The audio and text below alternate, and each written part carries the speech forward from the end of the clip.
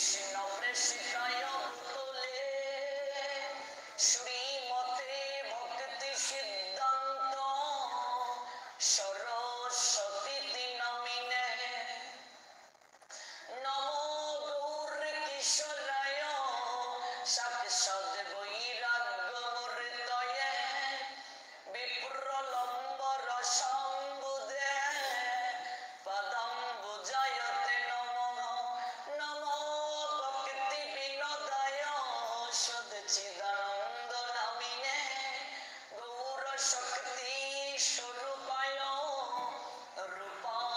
রূপানুগবরায়তে শ্রী গৌরবির্ভবমেস্তং নির্দেশ্য সজ্জন প্রিয় বৈষ্ণব সর্বভৌম শ্রী জগন্নাথায়তে নমঃ নমো মহাবদান্যায় কৃষ্ণ প্রেম প্রদায়তে কৃষ্ণায় কৃষ্ণ চৈতন্য নামনে গৌরতিষ্যে নমঃ জয়তাং সুরত পঙ্গুরি মম মন্দমতের গতি মত সর্বস্ব পদাম্বুজ শ্রীরাধা মদন মোহন শ্রীরূপী শ্রী সনাতন ভট্ট রঘুনাথ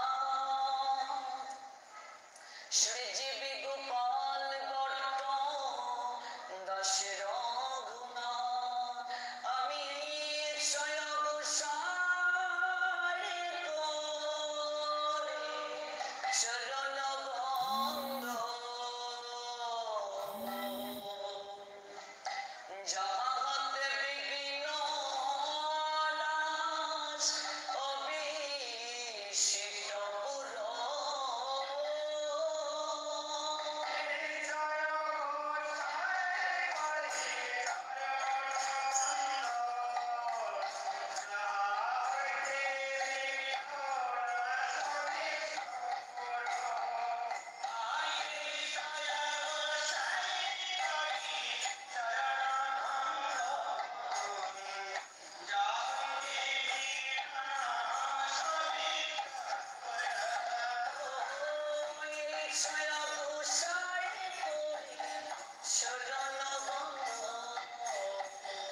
যাহাতে মিলে পাই কৃষ্ণ প্রেম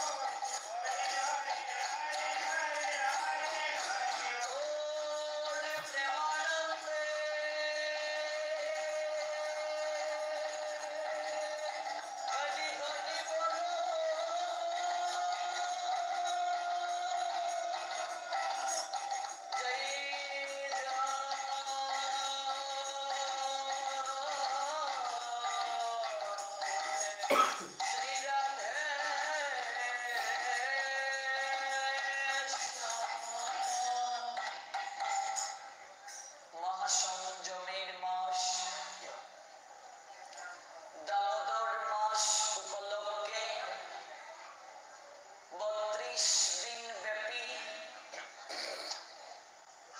অপ্রাকৃত কৃষ্ণ কথামৃতে অবগাহিত হওয়ার মনোরথে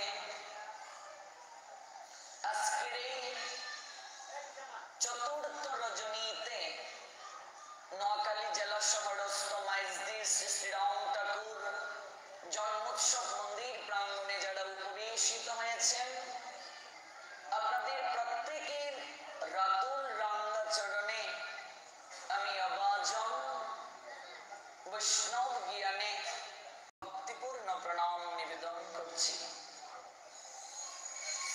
ভক্তবৃন্দ, আমরা শ্রবণ করছিলাম কার্তিক মাস তথা দামোদর মাসের মহিমা।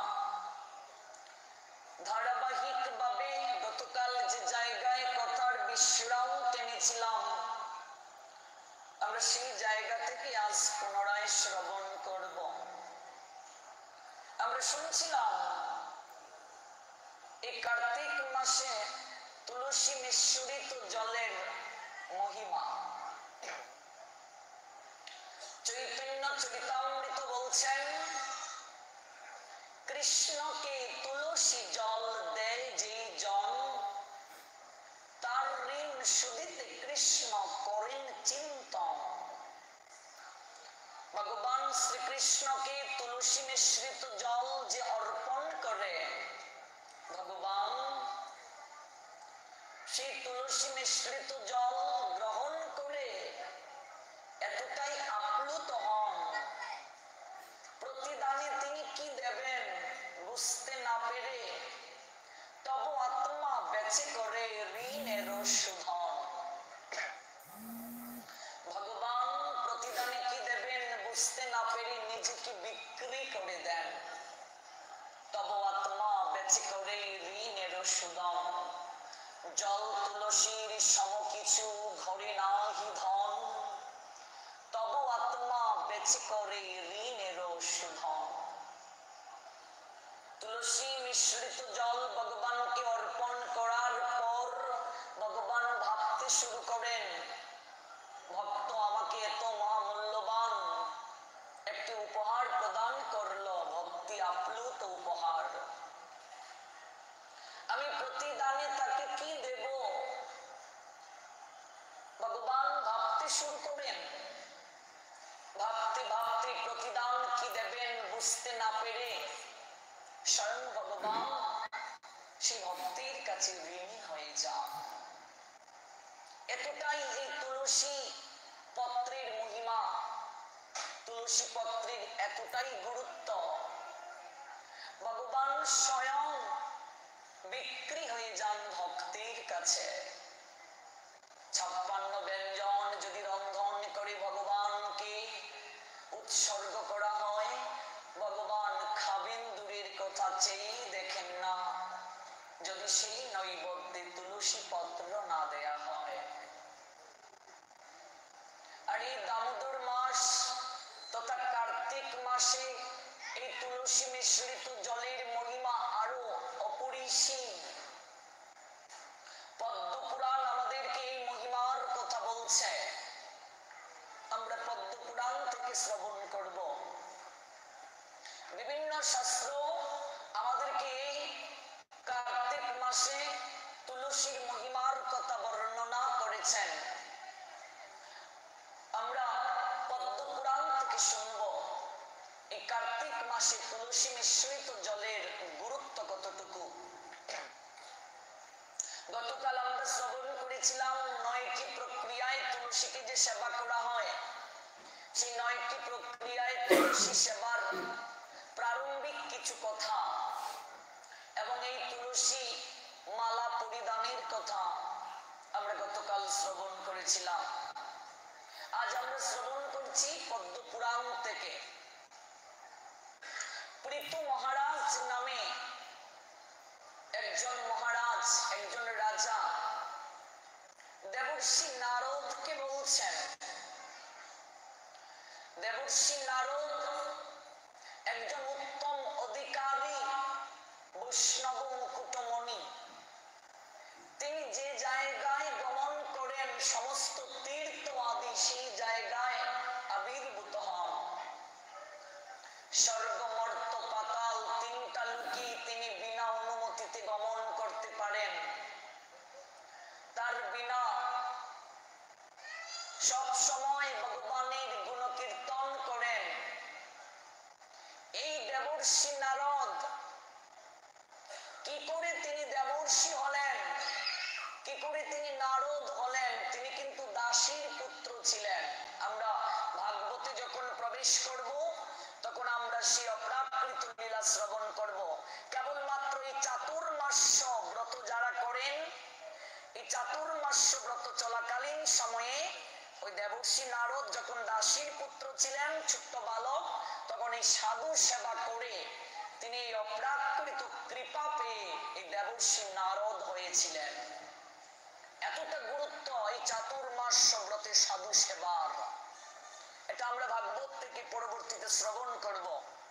এই দেবর্ষি নারদকে পৃথু মহারাজ বলছেন, হে মুনি শ্রেষ্ঠ, এই কার্তিক ব্রত যারা পালন করে, এই কার্তিক ব্রত পালনকারী ভক্তের কি প্রকার কৃপা হয়। এই কার্তিক মাসে যারা তুলসীর সেবা করে, তুলসীর পরিচর্যা করে, ভগবান শ্রী বিষ্ণুকে যারা তুলসী পত্র অর্পণ করে, এই মাসে যারা তুলসী বৃক্ষ রোপণ করে, এই মাসে যারা তুলসী মালা দান করে, তাদের কি অপ্রাকৃত কৃপা লাভ হয়। পৃথু মহারাজ কাকে প্রশ্ন করেছেন? দেবর্ষি নারদকে। আর দেবর্ষি নারদ একজন উত্তম অধিকারী বৈষ্ণব, যার বিনায় সর্বদা হরি গুণ কীর্তন করে। এই দেবর্ষি নারদ পৃথু মহারাজের প্রশ্নটি শ্রবণ করে বলছেন, শুনো হে রাজন, এই কার্তিক মাসের মহিমা অপরিসীম। এই কার্তিক ব্রতের মহিমা গুটি কয়েক বাক্য দ্বারা ব্যক্ত করা সম্ভব নয়। তথাপি তুমি যেহেতু জানতে চাচ্ছ, তোমার মাঝে শ্রদ্ধা, তোমার মাঝে ভক্তি এবং জানার আগ্রহ দেখে আমি মুগ্ধ হয়েছি। তত্ত্বদ্রষ্টা কারো নিকটে আমরা যখন যাব, তখন কিভাবে তার নিকটে প্রশ্ন করতে হবে সেটা ভগবান বলে দিয়েছেন। সাধুর নিকটে যাব, প্রশ্ন যদি হৃদয়ে না জাগে তাহলে জানবো কি করে মা? প্রশ্ন অবশ্যই করতে হবে। হৃদয়ে যদি কৌতূহল না থাকে, মানুষ কখনো জানতে পারে না। এই জন্য প্রশ্ন অবশ্যই করা উচিত। প্রশ্ন না করলে জানবো কি করে? আর সাধুর কাজই তো জগৎ জীবের কল্যাণের জন্য জানানো। তবে এই প্রশ্নটা কিভাবে করতে হবে? এই জগতে 5 প্রকার শ্রোতা রয়েছে। 5 প্রকার শ্রোতা। 5 প্রকার শ্রোতার বর্ণনা দিয়েছেন আমাদের আচার্যগণ। তন্মধ্যে 1 প্রকার শ্রোতা হচ্ছে সর্প শ্রোতা। ওরা আসে বক্তার দোষগুলো ধরতে। কোন জায়গায় দোষ আছে এমন একটা প্রশ্ন করব, তাকে ঠেকাবো, তাকে লজ্জা দেব সবার সামনে। দেখুন, একজন মানুষ যে সব জানবে তা কিন্তু নয়। মৃত্যুর পূর্ব পর্যন্ত শেখার শেষ নেই। জন্ম থেকে মৃত্যুর পূর্ব পর্যন্ত প্রতিনিয়ত আমরা শিখছি। কাজে 5 প্রকার শ্রোতার মাঝে 1 প্রকার শ্রোতা সর্প শ্রোতা। ওরা আসেন বক্তার দোষগুলো ধরতে, কোন জায়গায় দোষ করা হয়েছে। হাজার কথা বললে 1-2টা কথা মিস্টেক হতেই পারে, স্লিপ অফ টাং হতেই পারে, স্বাভাবিক নয়। কিন্তু কিছু শ্রোতা আছেন, ওরা শুধু বক্তার দোষ ধরবে।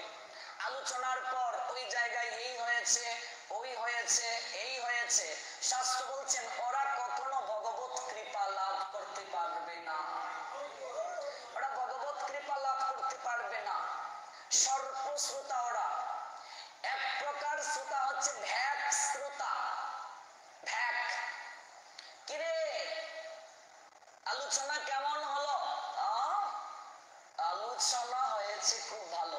কি আলোচনা হলো রে? আর বলতে পারবে না। এদিকে ঢুকেছে, এদিকে বের হয়েছে, কিছুই হলো না, শুধু আসলাম আর গেলাম। আলোচনা কেমন হয়েছে? খুব ভালো হয়েছে, খুব ভালো হয়েছে, খুব ভালো হয়েছে। কি শুনলি? আলোচনা আজকে কি হলো?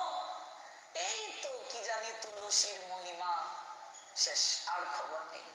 হংস শ্রোতা, রাজহংসকে দুধ আর জল একসঙ্গে যখন মিশিয়ে দেওয়া হয়, কেবল দুধটাই গ্রহণ করে, জলটা গ্রহণ করে না। ওই 5 প্রকার শ্রোতার মাঝে সর্বোৎকৃষ্ট শ্রোতা হচ্ছে হংস শ্রোতা। ওরা কেবল ভালো গুণটাকে গ্রহণ করে, দুষ্টাকে বর্জন করে। এই পৃথিবীতে মানব তথা এমনকি মুনি ঋষি দেবতাদেরও পর্যন্ত দোষ রয়েছে। দোষ আর গুণ নিয়েই এই সৃষ্টি। ভগবান ছাড়া প্রত্যেকের দোষ রয়েছে, গুণ রয়েছে। দেবতাদেরও ত্রুটি রয়েছে, ভুল রয়েছে, দোষ রয়েছে। এই জন্য যথার্থ শ্রোতা যিনি, তিনি কেবল বক্তার ভালো গুণটাকে গ্রহণ করবে, খারাপটাকে বর্জন করবে। অংশ শ্রোতা। এখানে অনেক কথা হয়েছে, সমস্ত কথা আমার হৃদয়ের সঙ্গে কখনো সমস্ত কথা ভালো নাও লাগতে পারে, কিংবা শাস্ত্রের সমস্ত কথাই যে সবার ভালো লাগবে তা নয়। শাস্ত্রের সমস্ত কথা ভালো লাগা উচিত, কিন্তু সবার যে ভালো লাগবে তা নয়। কারণ মানুষের চেতনা বহু জন্মান্তরে কলুষিত আছে। কাজে শাস্ত্রের সঠিক কথা যে সবার ভালো লাগবে তা নয়। শাস্ত্রের কথা যখন আমার বিরুদ্ধে চলে যাবে, তখন আমার ভালো লাগবে না। শাস্ত্র বলছে এই কার্য করো না, আমি করছি। এখন বক্তা যখন বলবে এটা ঠিক নয় করা, তো আমার উপরে এটা পড়ে গেল, আমার ভালো লাগবে না, এটাই স্বাভাবিক। এই জন্য সমস্ত কথা যে আমার ভালো লাগবে তা নয়, তবে শাস্ত্রের সব কথাই আমাদের ধীরে ধীরে মেনে চলা উচিত। এবার যে কথাটা ভালো লেগেছে আমার মতের সঙ্গে যদি এটা না মিলে, সেটা বর্জন করব। ভালো যেটা লেগেছে সেটা গ্রহণ করব, ভালোটা গ্রহণ করব। হংস শ্রোতা ভালোটা গ্রহণ করেন, ভালোটা গ্রহণ করবেন সর্বদা। সর্বদা ভালোটা গ্রহণ করবেন। তো দেবর্ষি নারদ, উনি সাধারণ কেউ নয়, উনি একজন উত্তম অধিকারী বৈষ্ণব, বৈষ্ণব মুকুটমণি। এবং তার নিকটে পৃথু মহারাজ প্রশ্ন করছেন। প্রশ্নটা কিভাবে? ঠেকানোর জন্য প্রশ্ন নয়। এক জায়গায় পাঠে গিয়েছি, আমাকে একজন বলছেন যে পাঠক ঠাকুর একটা প্রশ্ন ছিল। আমি বলছি কি? কয় দশরথের দাদুর নাম কি? আচ্ছা বলুন তো, দশরথের দাদুর নাম শুনে তোর কি হবে? দশরথের দাদুর নাম কি? এবার আমি তো বুঝেছি এই লোকটা দশরথের দাদুর নাম জিজ্ঞেস করে ঠেকাতে চাচ্ছে, সবার সামনে ঠেকাতে চাচ্ছে দশরথের দাদুর নাম কি। ইনফ্যাক্টলি দশরথের দাদুর নাম আমিও জানি না। তো আমি বলছি আমি তো জানি এই লোকটা কেমন।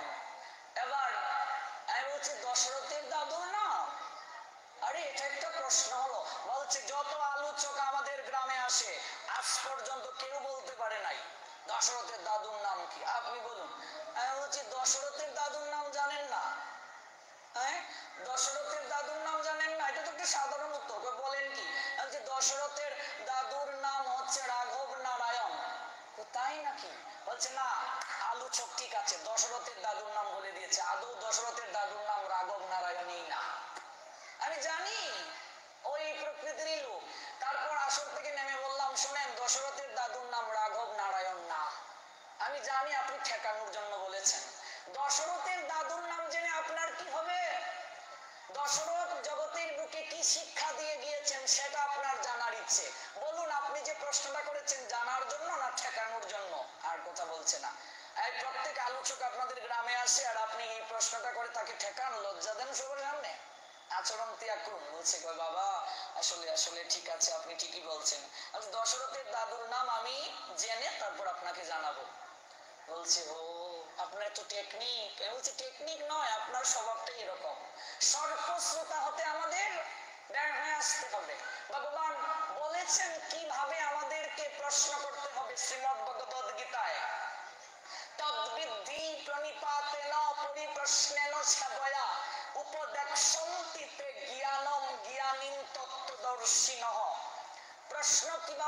করতে হবে। ভগবান বলছেন তদ্বিদ্ধি প্রণিপাতেন, প্রথমে গিয়ে দণ্ডবোধ প্রণাম করতে হবে।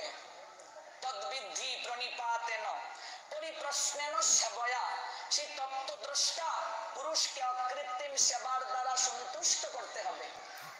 তাহলে সেই তত্ত্বদ্রষ্টা আপনার সেবাতে সন্তুষ্ট হয়ে তিনি আপনার উত্তর প্রদান করতে পারেন। আর তিনি যে সব জানবেন তা নয়, তবে না জেনে কোনো কিছু বলা ঠিক নয়, সেটাও ঠকানো। আমি এই জন্য ওনাকে আলোচনার পরে কাছে নিয়ে বসিয়েছি যে আমি আপনাকে যেটা বলেছি সেটা আমিও জানি না, আপনার ভেতরের রহস্যটা বের করানোর জন্য আমি আপনাকে এটা বলেছি। না জেনে কোনো কিছু বলা ঠিক নয়। আমি জানি না, এটা লজ্জা নেই, কিন্তু না জেনে একটা মিথ্যে কথা বলে একটা কিছু বুঝিয়ে যাওয়া, এটা কপটতা, এটা সাধুর আচরণ নয়। তদ্বিদ্ধি প্রণিপাতেন পরিপ্রশ্নেন সেবয়া উপদেক্ষন্তে তে জ্ঞানম জ্ঞানীন তত্ত্বদর্শিনঃ। ভগবান বলছেন তত্ত্বদ্রষ্টা যিনি, তার নিকটে গিয়ে প্রথমে কি করতে হবে? তাকে দণ্ডবোধ প্রণাম নিবেদন করতে হবে এবং মার্জিত শ্রদ্ধা ভক্তি সহকারে তার নিকটে জানার প্রয়াস করতে হবে, অকৃত্রিম সেবার দ্বারা সন্তুষ্ট করে। তাহলে সেই তত্ত্বদ্রষ্টা আমাকে জ্ঞান উপদেশ দান করবেন। আমি যে একজন সাধুর নিকট থেকে আমার এই পরম তত্ত্ব জানবো, সাধুর কার্য পরের হিতে নিজেকে রত রাখা। বলো দেখি, এই জগতে সাধু বলি কারে? ঈশ্বরচন্দ্র গুপ্ত বলছেন পরের হিত সাধনে যিনি ব্যাপৃত থাকেন তাকে সাধু বলা হয়। সাধুর কার্য পরের কল্যাণে জীবন উৎসর্গ করা। সাধু স দ্বারা সমুদ্রকে বোঝানো হয়েছে, ছয় আকার, আ দ্বারা আবর্জনা, ধু ধয় রসুকার, ধু দ্বারা ধুয়ে ফেলা। সাধু হচ্ছে সমুদ্র সদৃশ, ছয় আকার, স দ্বারা সমুদ্র, সা আ দ্বারা আবর্জনা, ধয় রসুকার, ধু দ্বারা ধুয়ে ফেলা। একজন প্রকৃত সাধু হচ্ছেন সমুদ্র সদৃশ, তার নিকটে আসলে হৃদয়ের সমস্ত আবর্জনা কৃষ্ণ কথা বাড়ি দ্বারা ধুয়ে মুছে পরিষ্কার হয়ে যায়। তার নিকটে গিয়ে অকৃত্রিম সেবার দ্বারা তাকে সন্তুষ্ট করতে হবে।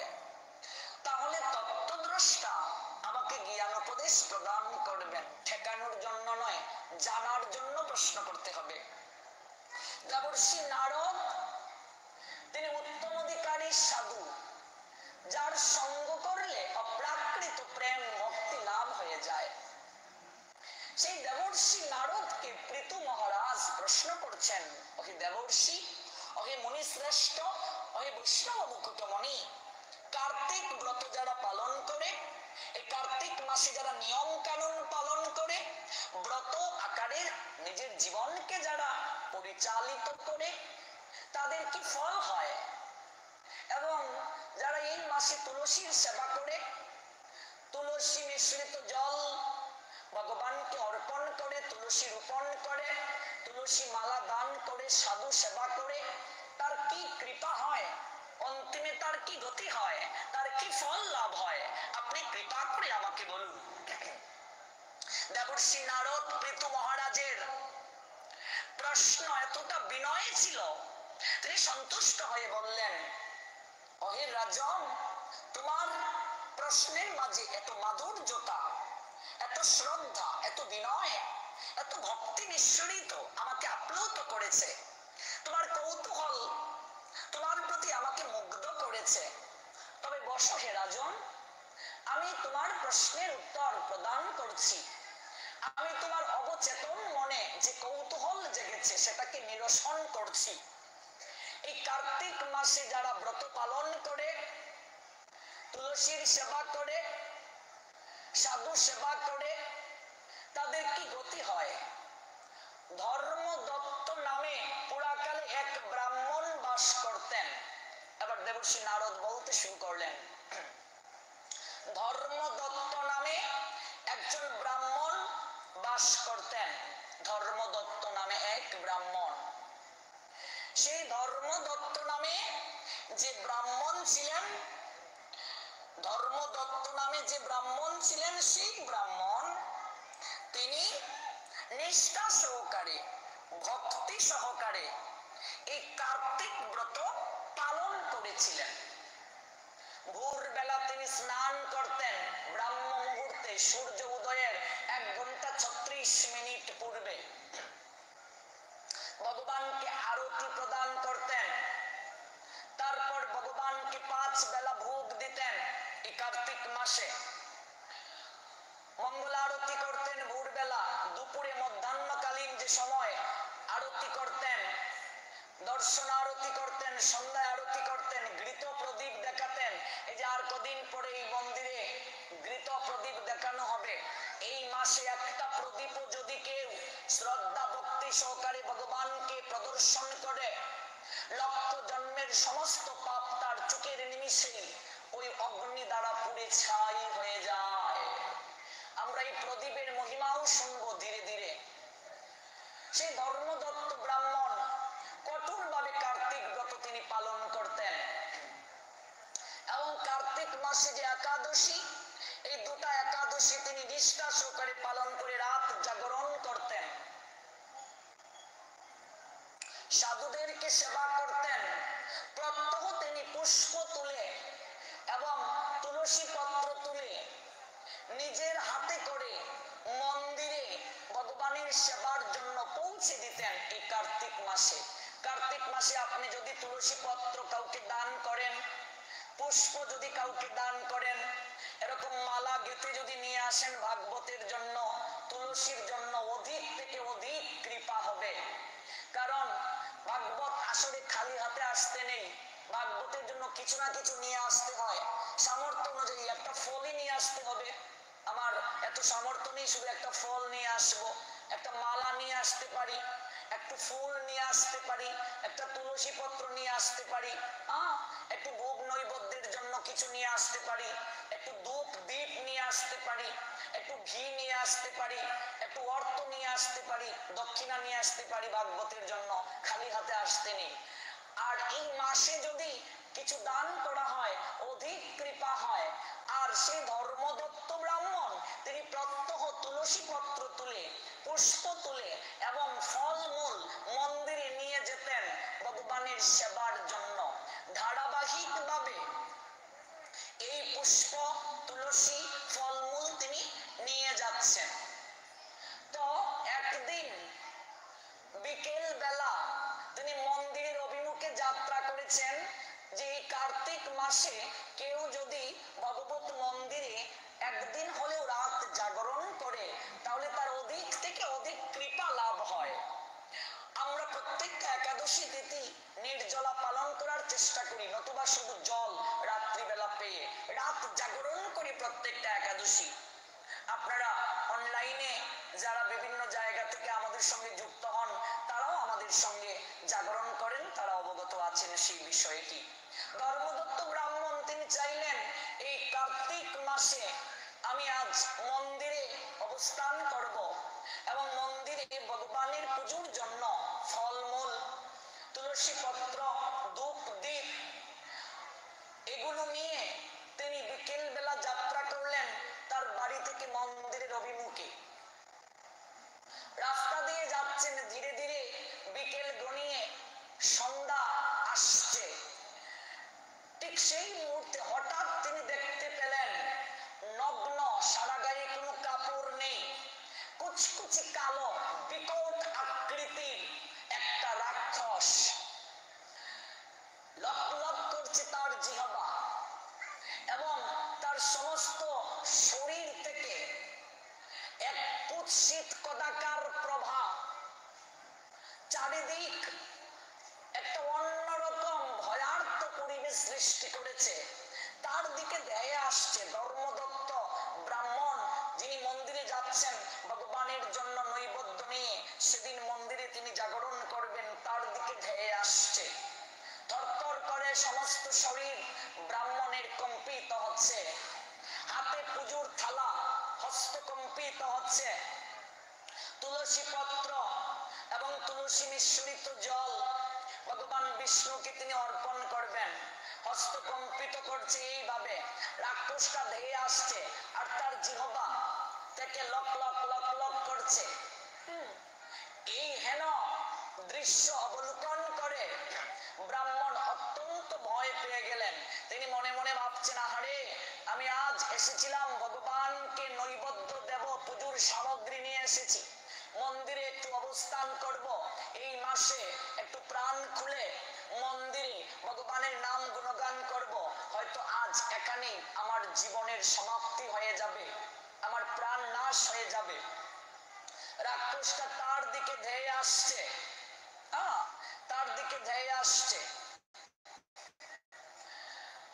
তখন কি করবেন? ওই ব্রাহ্মণ চোখ মুদ্রিত করে তার হাতে যে পুজোর সামগ্রী ছিল কাঁসার থালার মাঝে, সেই সামগ্রী, পুজোর সামগ্রী ওই রাক্ষসটার দিকে ছুঁড়ে ফেলে দিলেন। এবং সেখানে তুলসী মিশ্রিত জলও ছিল, ভগবানের পুজোর সামগ্রী ছিল, রাক্ষসটার অভিমুখে ছুঁড়ে ফেলে দিলেন চোখ মুদ্রিত করে। ভাবলেন, যা হওয়ার হবে। এই কার্তিক মাসে পুজোর সামগ্রী ভগবানের জন্য নিয়ে এসেছিলাম, তুলসী মিশ্রিত জল ভগবানকে দেব, ফলমূল ভগবানকে দেব, এগুলো যেহেতু আমার দেয়া হলোই না, তাহলে ওকেই ছুঁড়ে ফেলে দিই, ওর গাত্রে ছুঁড়ে ফেলে দিই। ছুঁড়ে যখন ফেলে দিলেন, তুলসী মিশ্রিত জল গিয়ে তার শরীরে পড়ল। শরীরে পড়ার সঙ্গে সঙ্গে তার মাঝে পূর্ব স্মৃতি জাগ্রত হয়ে গেল। রাক্ষসটির পূর্ব স্মৃতি জাগ্রত হয়ে গেল, কারণ এই তুলসী মিশ্রিত জলের এত মহিমা। কার্তিক মাসে ভগবান অপ্রাকৃত কৃপা প্রদান করেছেন এই তুলসী মিশ্রিত জলের মাঝে। পূর্ব স্মৃতি স্মরণ হয়ে গেল, রাক্ষসটা এক জায়গায় দাঁড়িয়ে রইল। হঠাৎ ধর্মদত্ত ব্রাহ্মণ চুপটা খুললেন, আমি কি এখনো বেঁচে আছি? দেখলেন তার সামনে রাক্ষসটি দাঁড়িয়ে আছে। সঙ্গে সঙ্গে করজুড়ে রাক্ষসটি প্রণাম নিবেদন করলো ধর্মদত্ত ব্রাহ্মণকে। বলছে, হে মহাত্মান, আপনি আমার গায়ে কি ছুড়ে দিলেন? এটা আমার গায়ে পড়ার সঙ্গে সঙ্গে আমার পূর্ব স্মৃতি স্মরণ হয়ে গেছে, আমার মাঝে চেতনা জাগ্রত হয়ে গেছে। অবাক হয়ে গেল ধর্মদত্ত ব্রাহ্মণ রাক্ষসটি যখন কথা বলছে তার সঙ্গে। বলছেন, তুমি কে? তুমি কোথা থেকে এলে? তুমি পূর্বে কে ছিলে? তোমার কি স্মৃতি স্মরণ হয়েছে? আর তুমি এই জায়গাতেই বা কি করে আসলে? তখন করজুড়ে রাক্ষসটি বলতে শুরু করলো, ওহে মহাত্মান, আমি সৌরাষ্ট্র নগরে এক ব্রাহ্মণ ছিলাম, আমার নাম হচ্ছে ভিক্ষা। আমি পূর্বতে সৌরাষ্ট্র নগরে, ভারতের সেই লীলা তো, সৌরাষ্ট্র নগরে ভিক্ষা নামে এক ব্রাহ্মণ ছিলাম।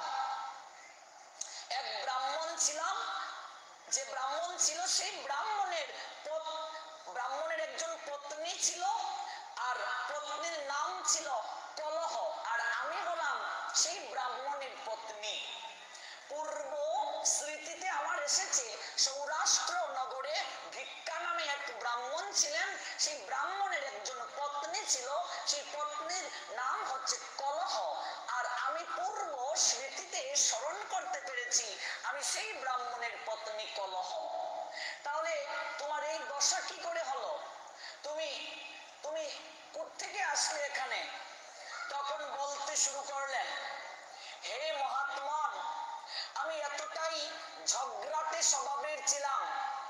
আমার নাম মূলত কলহ ছিল না, আমার স্বামী আমার ঝগড়াটে স্বভাব থেকে আমার নাম দিয়েছিল কলহ। কলহ মানে কি? ঝগড়া, সবসময় ঝগড়া করে। এরকম রয়েছে ঘরে, দেখবেন কিছু কিছু বউ কথায় কথায় রেগে যায়, স্বামীর সঙ্গে ঝগড়া করে। ক্রোধ হচ্ছে নরকের দ্বিতীয় দরজা। কাম, ক্রোধ, লোভ, এই তিনটা হচ্ছে নরকের দরজা, নরকের দ্বার। আমার রাগ উঠে গেল, বুঝতে হবে আমি নরকের দ্বিতীয় দরজাতে অবস্থান করছি। যার একটা রাগী স্ত্রী আছে কিংবা যার একটা বদরাগী স্বামী আছে তার সংসারে কোনো সুখ নেই। ঠিক বলছি তো? আপনাদের নিশ্চয়ই এরকম কপাল হয় নাই, না হয়েছে? আছে না? কারণ নেই। ভালো। এরকম যদি কেউ থেকে থাকে তাহলে তার কপালে বড় দুঃখ আছে।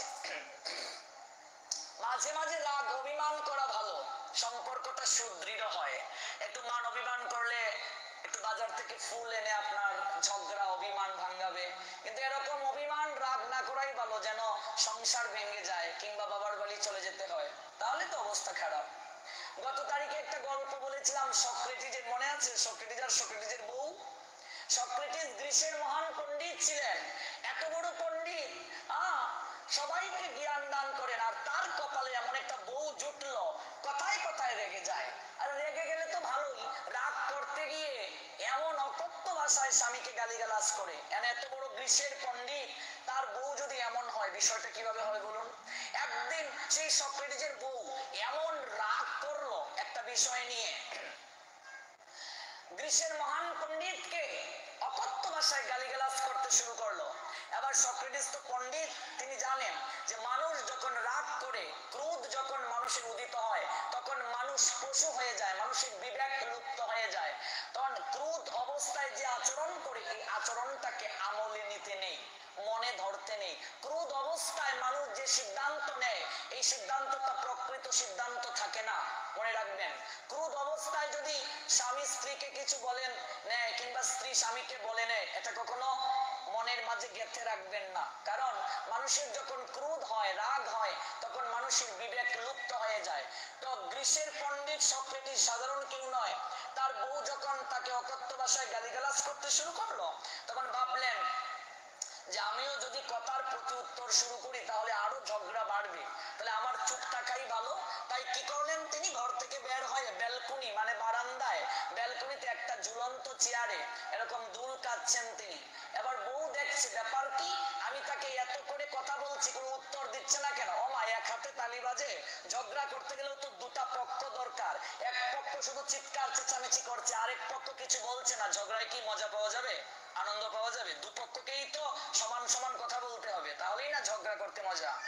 এবার কি ব্যাপার, আমি এত করে বলছি, তোমার কি কানে যাচ্ছে না? এবার সক্রেটিস আরো হাসছে, কিছুই বলছে না। স্ত্রী কি করলো? আরো রেগে গেল। বাথরুম থেকে এক বালতি জল এনে তার স্বামী সক্রেটিসের মাথার মাঝে ঢেলে দিল। এবার সক্রেটিস বলছেন, ওহে প্রিয়া, তুমি যে আমার মাথায় জল ঢালবে এটা আমি মনে মনে প্রত্যাশা করেছিলাম, কারণ আমি জানি গর্জনের পরিবর্ষণ নামে। তুমি এতক্ষণ গর্জিয়েছ, এখন যে বর্ষণ দেবে এটা আমি জানি। রাস্তা দিয়ে মানুষ যাচ্ছে, স্বামী স্ত্রীর এহেন কাণ্ড দেখে মানুষ হাসতে শুরু করেছে। এবার সক্রেটিসের বউ এত মিষ্টি করে কথা বলেছে রাগের মাঝে, সেও একটু হেসে দিল, আর কিছু বলে নাই। রাত্রিবেলা যখন ঘুমাতে গিয়েছে, তখন সক্রেটিসের বউ বলছে, শোনো, আসলে দুপুরবেলা আমার মেজাজটা চটে গিয়েছিল, আমার এমন আচরণ করা ঠিক হয় নাই, আই এম এক্সট্রিমলি সরি, তুমি কিছু মনে করিও না। আজকের এই শিক্ষাটা যদি নিয়ে যেতে পারো, তাহলে সংসার জীবনে ঝগড়া হবে না। বুঝতে পেরেছো? জামাই যদি রেগে যায়, বউ চুপ থাকবে, বউ রেগে গেলে জামাই চুপ থাকবে। এই শিক্ষাটা আজকে নিয়ে যাও। দাম্পত্য জীবনে একসঙ্গে থাকতে গেলে একটু একটু ঝগড়া হবে। হাতে যখন চুরি পরবো, দু তিনটা চুরি থাকলেও টুন টুন শব্দ হয়। কাজেই সংসার জীবনে একটু একটু ঝগড়া হবে, তবে এই ঝগড়াটা যেন আমাদের জীবনে দুঃখের কারণ না হয়ে দাঁড়ায়। ঝগড়া রাগ হলে দেখবেন, বিশেষ করে মায়েরা হাতের পাশে যা পাইবে সেটাই ভাঙবে। ঠিক বলছি তো? আছে এরকম কারো অভিজ্ঞতা? এই মা বলছে আছে।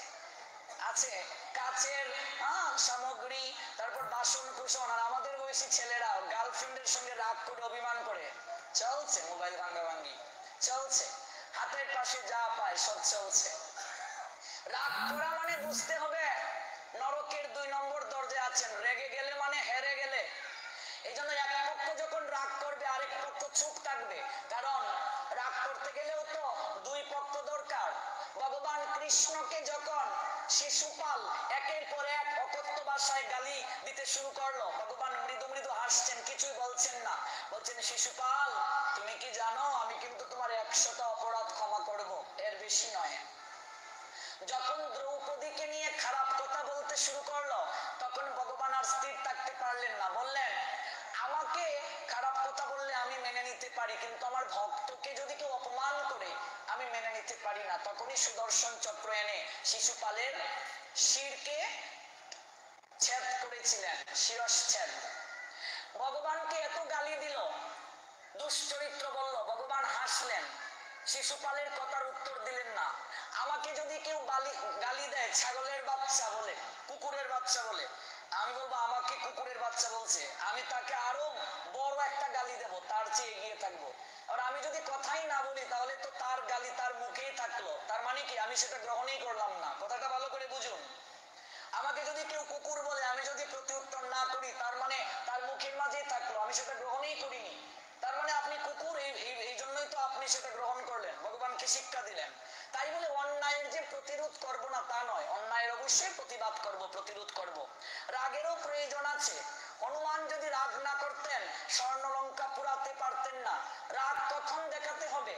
শাস্ত্র বললেন ক্রোধ ভক্ত দেশি জনে, যখন আমার অস্তিত্ব বিপন্ন হবে, যখন সাধুকে নিন্দা করা হবে, গুরুদেবের নিন্দা করা হবে, তখন যদি আপনি প্রতিবাদ না করেন, ক্রোধ না দেখান, আপনার অপরাধ হবে। চৈতন্য মহাপ্রভু নিজেও ক্রোধ প্রদর্শন করেছেন। যখন নিত্যানন্দ প্রভুর মাথা ফাটিয়ে দিল জগাই মাদাই, তখন সুদর্শন চক্রকে আনলেন। যদিও কথা দিয়েছিলেন মহাপ্রভু এই অবতারে অস্ত্র ধারণ করবেন না, কিন্তু তিনি ক্রোধ দেখিয়েছিলেন। ক্রোধ দেখানো কখন উচিত সেটাও শাস্ত্র বলছেন। কিন্তু সামান্য বিষয় নিয়ে ক্রোধ প্রদর্শন করে ঘরের জিনিসপত্র সব ভেঙে দিলাম, একটু পরে আবার মনে হয় ঠিকই কেন যে জিনিসটা ভাঙলাম রে, আমারই তো ক্ষতি হলো, তাই তো? কাজে এই কাজটা আর করবেন না। যখনই রাগ উঠবে হাতের পাশে যা পাবেন ছুঁড়ে ফেলবেন না। সব জায়গাতে এরকম হয়।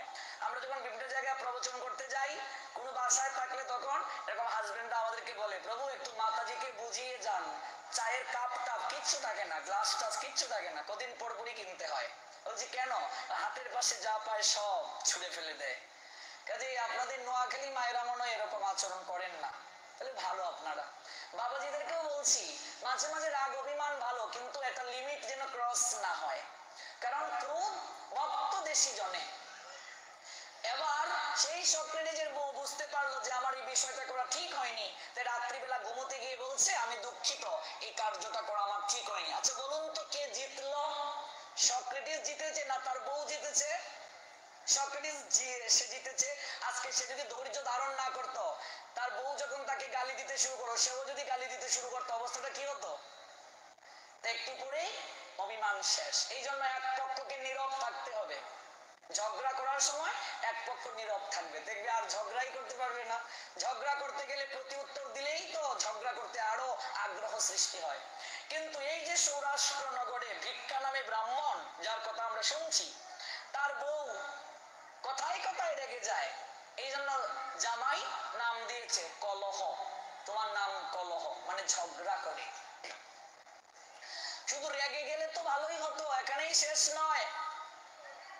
স্বামীর সঙ্গে এমন খারাপ আচরণ করে, নিজে রান্না করে স্বামীকে খাবার না দিয়ে আগে নিজে খেয়ে নেয়। আর যাই হোক না হোক, আজ পর্যন্ত এমন কোন মায়েরা আমি পাইনি, সারা বাংলায় ঘুরেছি, যে নিজে রান্না করে আগে খেয়ে নেয়। কারণ আমরা বাঙালি মেয়েরা স্বামীকে দেবতার মতো সম্মান করে ভালোবাসে, স্বামীকে খাইয়ে তারপর খায়। কিন্তু এ কি করেছে? এই কলহ নিজে রান্না করে স্বামীকে আগে খাবার না দিয়ে নিজেই খেয়ে নেয়।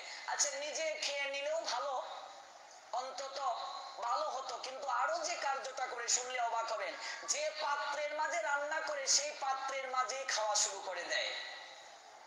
যে পাত্রে রান্না করে এই পাত্রেই খায়। আমাদের অঞ্চলেও দেখবেন কিছু কিছু জাত গোসাই আছে, যে পাত্রে ভগবানকে ভোগ দেয় এই পাত্রের মাঝে আবার খায়। আছে তো, দেখেছেন মা? তারপর এক জায়গায় সবগুলোকে মাখিয়ে প্রসাদ দেয়। সহজিয়া ওরা যে পাত্রে ভগবানকে ভোগ দেয় এই পাত্রেই খায়। কিন্তু কলহ কি করলো? যে পাত্রের মাঝে রান্না করে ওই পাত্রের মাঝেই খায়। রান্না করে স্বামীকে না খাইয়ে নিজেই খেয়ে নেয়। তারপর হচ্ছে মাঝে মাঝে আবার স্বামীর গায়ে হাতও তুলে। ঝগড়া করে স্বামীরকে মাঝে মাঝে উত্তম মধ্যম দেয়, স্বামীকে না খাইয়ে নিজে খেয়ে নেয়। যত প্রকার খারাপ আচরণ রয়েছে এই খারাপ আচরণগুলো সব সে করে। এবার সেই ভিক্ষা নামে ব্রাহ্মণ, সে ভাবছে আমার জীবন দুর্বিষহ হয়ে উঠেছে, এরকম মেয়ের সঙ্গে আমার সংসার করা সম্ভব নয়। তাই সিদ্ধান্ত নিল সেই ভিক্ষা, বলছে আমি আরেকটা বিয়ে করব। এবার অবস্থা কি হবে? নারী আর যাই করুক না করুক, স্বামীকে আর কাউকে ভাগ দিতে চায় না। এই ক্ষেত্রে কিন্তু ঠিক আছে। যারা দুইটা বিয়ে করেছে তারা জানে সংসার কত কঠিন। সতীনের গড় করা নিম পাতার চেয়েও তেতা, আমাদের আঞ্চলিক একটা মতবাদ রয়েছে। যেই শুনল তার স্বামী আরেকটা বিয়ে করবে, এবার তার তো অবস্থা খারাপ। তাহলে আমি আচরণ করি এই জন্য বিয়ে করবে, অনেক বোঝানো শুরু করেছে, দেখো আমি ঠিক হয়ে যাব, তুমি আর বিয়ে করতে যেও না। কিন্তু একদিন গিয়েছে, তারপর আরো অত্যাচার বেড়ে যায়। এবার ভিক্ষা দেখলেন না, আমাকে আরেকটা বিয়ে করতেই হবে, আমি ওকে নিয়ে সংসার করতে পারবো না। নারীর যে গুণাবলী থাকা দরকার তার একটা গুণাবলীও তার মাঝে নাই, তার সঙ্গে আমার সংসার করা সম্ভব নয়। তখন সেই ভিক্ষা আরেকটা বিয়ে করার প্রস্তুতি নিচ্ছেন। তখন পত্নী কলহ, তিনি ভাবলেন এই জীবন রেখে আর কি হবে, তখন তিনি বিষ পান করে আত্মহত্যা করলেন। এই হচ্ছে তত্ত্ব। কে বলছে? ওই রাক্ষসটি কার কাছে বলছে? ধর্মদত্ত নামক ব্রাহ্মণের কাছে। তার পূর্ব স্মৃতির কথা। কিভাবে তার হৃদয়ে স্মৃতি জাগলো? যখন পূজার সামগ্রী ধর্মদত্ত নামক ব্রাহ্মণ তার উপরে ছুঁড়ে ফেলে দিল, তুলসী মিশ্রিত জল তার গায়ের মাঝে গিয়ে পড়লো, সঙ্গে সঙ্গে তার পূর্ব স্মৃতি স্মরণ হয়ে গেল। তো বলছেন, হে ব্রাহ্মণ দেবতা, আমি বিষ পান করে আত্মহত্যা করেছি, এটা অপমৃত্যু। যারা এইভাবে নিজেকে শেষ করে দেয়, নির্ধারিত সময়ের পূর্বে যারা আত্মহত্যা করে, ভগবান জন্ম দিয়েছেন, মৃত্যুটাও প্রকৃতিগতভাবে হবে। যারা ভগবানের আইনকে লঙ্ঘন করে আত্মহত্যা করে, শাস্ত্র বলছেন তাদের আত্মা কোনো জায়গায় ঠাঁই হয় না। অপমৃত্যুতে যারা মরে তাদের আত্মা কোনো জায়গায় ঠাঁই পায় না। এবার এই কলহ যখন বিষ পান করে আত্মহত্যা করলো, বিষ পান করে যখন আত্মহত্যা করলো, তখন তাকে নিয়ে যাওয়া হলো। কোথায় নিয়ে যাওয়া হলো? নরকে নিয়ে যাওয়া হলো। যমদূতগণ টানা হিসড়ে করে। ধর্মরাজ যম বলছেন, দেখো তো এ কি করেছে জীবনে। যমরাজের দুজন চর, একজন চিত্রগুপ্ত আরেকজন বিচিত্রগুপ্ত। বলো তো এ কি করেছে? বলছেন, ও এতটাই খারাপ প্রকৃতির ছিল মহারাজ, ও তার পতির সঙ্গে একদিনও ভালো ব্যবহার করে নাই। পতির গায়ে হাত তুলেছে, পতির সঙ্গে সর্বদা ক্রোধ প্রদর্শন করেছে, যে পাত্রে রান্না করেছে সেই পাত্রে আহার করেছে, পতিকে একদিনও অন্ন খেতে দেয়নি, সে নিজে খেয়েছে। যত ধরনের খারাপ প্রকৃতির কাজ রয়েছে এগুলো সে করেছে। তখন ধর্মরাজ যম বলছেন, ওকে বলগুলি জুনিতে জন্ম দাও। বলগুলি একটা প্রাণী, যে প্রাণী নিজের বিষটা ভক্ষণ করে। বলগুলি একটা প্রাণী। মানুষ, এই যে আমরা হয়ে এসেছি, এই মনুষ্য জন্মের আগে আমাদের 20 লক্ষ গাছপালা হতে হয়েছে, 11 লক্ষ কৃমিকীট হতে হয়েছে, 10 লক্ষ পাখি হয়ে জন্ম নিতে হয়েছে, 30 লক্ষ পশু হয়ে জন্ম নিতে হয়েছে, তারপর হচ্ছে 4 লক্ষানি মানবা। তো এই যে বলগুলি এমন একটা প্রাণী, নিজের বিষটা ওরা নিজেরা ভক্ষণ করে। ধর্মরাজ যম বলছেন, ওকে বলগুলি জনিতে প্রথম জন্ম দেওয়া হবে। সে নিজের বিষটা নিজে ভোজন করবে এবং এই জন্ম যখন শেষ হবে তখন তাকে শূকর জনিতে আবার জন্ম দেওয়া হবে।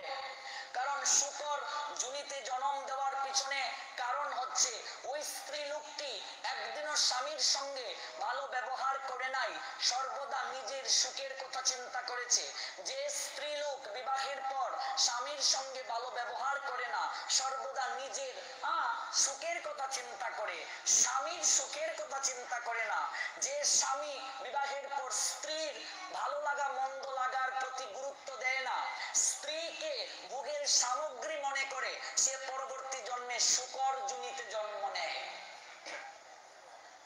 প্রথম বলগুলি জনিতে জন্ম নিয়ে নিজের বিষটা নিজে নিজে খাবে। তারপর এই জন্ম যখন শেষ হবে তখন সে শূকর যোনিতে জন্ম নেবে।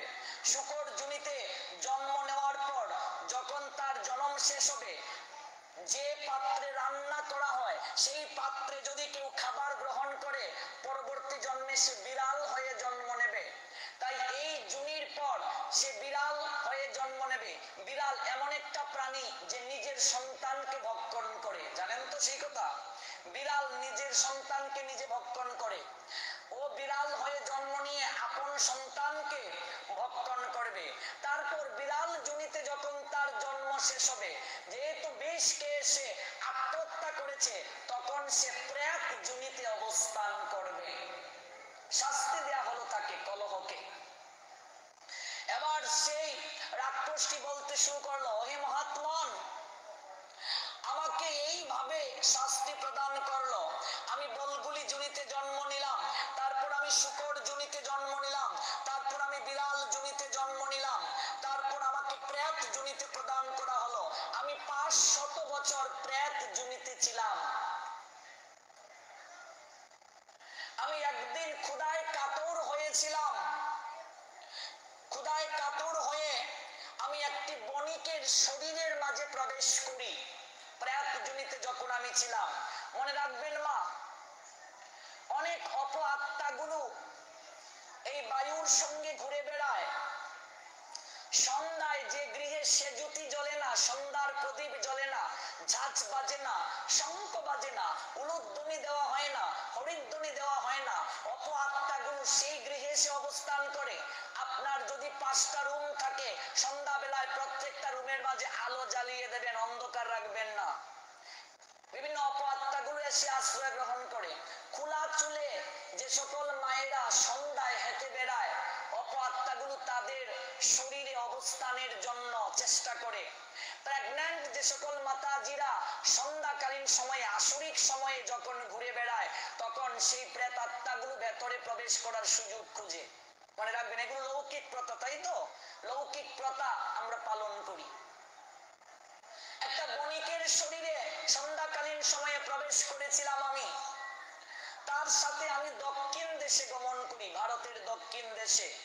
এবং আমি কৃষ্ণা, দক্ষিণ দেশের কৃষ্ণা এবং বেনির, দক্ষিণ দেশের যার শরীরে আমি প্রবেশ করি, কৃষ্ণা এবং বেনির শরীরে যখন আমি প্রবেশ করি, তখন তার সঙ্গে দক্ষিণ দেশে আমি একটি সঙ্গম স্থলে, কৃষ্ণা এবং বেনির সঙ্গম স্থলে আমি অবস্থান করি। কৃষ্ণা এবং বেনি সঙ্গম স্থল একটা মহাতীর্থ। বণিকের শরীরে প্রবেশ করে কৃষ্ণা এবং বেনির দক্ষিণ প্রদেশে সঙ্গম স্থলে আমি উপনীত হই। সেই জায়গায় মহাদেবের মন্দির রয়েছে, বিষ্ণুর মন্দির রয়েছে। মহাদেবের ভক্ত, বিষ্ণু ভক্ত, ওরা দেখতে পেল এই বণিকের শরীরে একজন প্রেত আত্মা অবস্থান করছে। তখন তারা যুগ বলে এবং তাদের ঐশ্বরিক ক্ষমতা দ্বারা, তারা যেহেতু সাধনা করেছে, সাধনার শক্তি দ্বারা ওই প্রেতটাকে বণিকের শরীর থেকে বের করে দিল, জোর করে বের করে দিল। তখন হে মহাত্মন, আমি বণিকের শরীর থেকে বের হয়ে আমি ক্ষুধা তৃষ্ণায় কাতর হতে শুরু করি। আমি কোনো কিছু গ্রহণ করতে পারিনি, কারণ অপআত্মাগুলো ওরা ক্ষুধা লাগলেও কিছু খেতে পারে না, তৃষ্ণাতে ওরা ছটপট করে। তখনই আমি একটা রাক্ষস শরীরে প্রবেশ করে আমি এই দিকে যাচ্ছিলাম, আর আমি আপনাকে দেখতে পাই, আপনি হাতের মাঝে পূজার সামগ্রী নিয়ে আপনি মন্দিরে যাচ্ছেন, আর আমি তখনই আপনার দিকে ধেয়ে আসছিলাম। আমি অপারগ, আমি কোনো জায়গায় গিয়ে শান্তি পাচ্ছিলাম না, আমি আপনার দিকে ধেয়ে আসছিলাম। আর আপনি তুলসী মিশ্রিত জল সহ পূজার সমস্ত সামগ্রী আপনি আমার শরীরে ছুঁড়ে দেন। আমার শরীরে এগুলো পৌঁছার সঙ্গে সঙ্গে আমি পূর্ব স্মৃতি প্রাপ্ত হয়ে যাই। হে মহাত্মন, এবার আপনি কৃপা করে বলুন, আপনি যদি তুলসী মিশ্রিত জল তথা পূজার সামগ্রী আমার শরীরে ঢিল দেওয়ার কারণে আমার পূর্ব স্মৃতি স্মরণ হতে পারে, আমি বিশ্বাস করি আপনি অবশ্যই আমাকে এই প্রেত যোনি থেকে মুক্তি দিতে পারেন। আপনি কৃপা করে বলুন, আপনি এমন কি শক্তি অর্জন করেছেন যে শক্তির কারণে আপনি আমার পূর্ব স্মৃতিকে স্মরণ করিয়ে দিয়েছেন। তখন এই ধর্মদত্ত নামক ব্রাহ্মণ বলছেন, শোনো, আমি এই কার্তিক ব্রত পালন করছি। শুনেছি শাস্ত্র থেকে কার্তিক ব্রত পালন করলে এমন কৃপা হয়, এমন পুণ্য হয়, এমন স্বীকৃতি হয়, পৃথিবীর আর কোনো কিছু দান দক্ষিণা করেও এত পুণ্য, এত স্বীকৃতি অর্জন করা যায় না। শাস্ত্রের কথা যদি সঠিক হয়ে থাকে, আমি যদি কায় মনোবাক্যে এই কার্তিক ব্রত যে কদিন পালন করেছি, পালন করে থাকি, তাহলে ওহে ব্রাহ্মণ, ব্রাহ্মণ পত্নী তুমি যে ছিলে, এখন প্রাজ্ঞী প্রাপ্ত হয়েছ, আমি যে ব্রত করে যে পুণ্য অর্জন করেছি, আমি আমার অর্ধেক পুণ্য আমি তোমাকে অর্পণ করে দিলাম। তুলসী মিশ্রিত জল গাত্রে দিয়ে বলছে, আমার অর্ধেক পুণ্য আমি তোমাকে অর্পণ করে দিয়ে দিলাম। যখনই তুলসী মিশ্রিত জল হাতে নিয়ে শরীরে ছিটিয়ে দিয়ে সেই ধর্মদত্ত নামক ব্রাহ্মণ বলছেন, আমার অর্ধেক পুণ্য আমি তোমাকে অর্পণ করে দিয়ে দিলাম, সঙ্গে সঙ্গে প্রেত জমি থেকে মুক্ত হয়ে এক দিব্য প্রতিমার রূপ ধারণ করল। জয় জয় দামোদর মাস প্রীতি প্রেমানন্দে হরি বলো জয় জয় শ্রী রাধে। এক দিব্য প্রতিমার রূপ ধারণ করলো, শরীর থেকে দিব্য জ্যোতি বের হতে শুরু করলো, বৈকুণ্ঠ থেকে দূতগণ আসলেন, এসে পরিক্রমা করলেন সেই প্রতিমাকে। এত সুন্দর শরীর থেকে জ্যোতি বের হচ্ছে, দণ্ডবোধ প্রণাম করে পরিক্রমা করে বলছেন, হে দেবী, কার্তিক ব্রতের ফল আপনি লাভ করেছেন, সেই ব্রতের প্রভাবে আপনি এই দিব্য শরীর লাভ করেছেন, আমরা আপনাকে বৈকুণ্ঠে নিয়ে যেতে এসেছি, আপনি কৃপা করে আমাদের রথে আরোহণ করুন। সঙ্গে সঙ্গে যে কলহ প্রেত জনিতে ছিল, সে কার্তিক ব্রতের পূর্ণ প্রভাবে রথে আরোহণ করে বৈকুণ্ঠে গমন করল। এই অপ্রাকৃত লীলা যখন পৃথু মহারাজ দেবর্ষি নারদের নিকট থেকে শুনলেন, তখন দেবর্ষি নারদকে বললেন, ওহে দেবর্ষি, কার্তিক ব্রত পালনের এত গুরুত্ব, এত মহিমা, একটা প্রেত পর্যন্ত ভগবত লোক লাভ করলো, প্রেত জমি থেকে মুক্ত হলো। তখন দেবর্ষি নারদ বলছেন, ওহে মহারাজ, ওহে রাজন, এই কার্তিক ব্রত যদি কেউ নিষ্ঠা সহকারে পালন করে, কায় মনোবাক্যে পালন করে এবং ব্রত অন্তে সাধু সেবা করে, তাহলে সে যদি পবিত্র মনে সাধু সেবা করে তার পুণ্য কাউকে দান করতে চায়, তাহলেও ভগবান সেটা গ্রহণ করেন। কিন্তু আর কোন ব্রত পালন, একাদশী ব্রত ব্যতীত আর পুরুষোত্তম ব্রত ব্যতীত আর কোন ব্রত পালনে এমন করে অপ্রাকৃত পুণ্য কাউকে দান করার সুযোগ তেমন নেই। এই কার্তিক মাসে আমরা যে প্রদীপ প্রজ্বলন করি, মনে করুন আপনার সন্তান অন্য জায়গায় থাকে, প্রবাসে থাকে, তার নামেও যদি আপনি প্রদীপ প্রজ্বলন করেন, তাহলে আপনার সন্তানের কৃপা হবে। অন্য ক্ষেত্রে এই সুযোগটা নাই, কেবল এই কার্তিক মাসে ভগবান এই সুযোগটা দিয়েছেন। এবার প্রশ্ন আসতে পারে, ভগবান এই কার্তিক মাসে এত সুযোগ কেন দিলেন আমাদেরকে? অন্য সময় থেকে ভগবান এই কার্তিক মাসে আমাদেরকে অধিক কৃপার সুযোগ কেন দিলেন? তার কারণ হচ্ছে, আমরা যারা ভগবানকে সব সময় ডাকি না, আমরা সবাই ভগবানের সন্তান। দেখুন, যারা নাস্তিক, যারা ভগবানকে বিশ্বাস করে না, যারা ভগবত আচরণ করে না, তাদেরকেও কিন্তু ভগবান কৃপা থেকে বঞ্চিত করেন না। এমনকি শুনেছেন কখনো যে ভগবানের আইন মানে না, ভগবানের আচরণ করে না, ভগবানের কথা মানে না, তাদের গৃহে, তাদের বাড়িতে, তাদের আঙ্গিনায় কখনো বৃষ্টি হয়নি, এমন শুনেছেন? কিংবা তাদের বাড়িতে রুদ্র উঠে নাই? এমন নয়, ভগবান কখনো তার কৃপা থেকে কাউকে বঞ্চিত করেন না।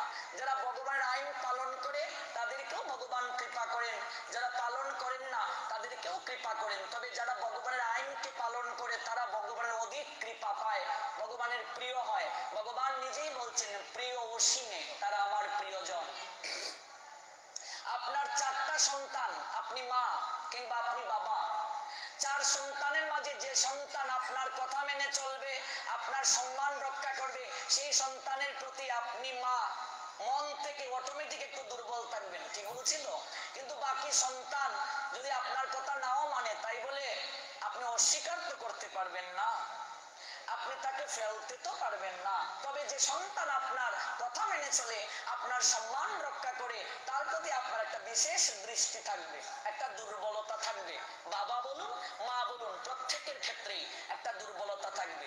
কিন্তু সন্তান কুসন্তান হলেও এক পর্যায়ে মা বাবা ত্যাগ করে, কিন্তু এই যে স্নেহের একটা বাঁধন, এই যে রক্তের একটা সম্পর্ক, রক্তের যে টান, এই টান থেকে কখনো বহিষ্কৃত করতে পারে না।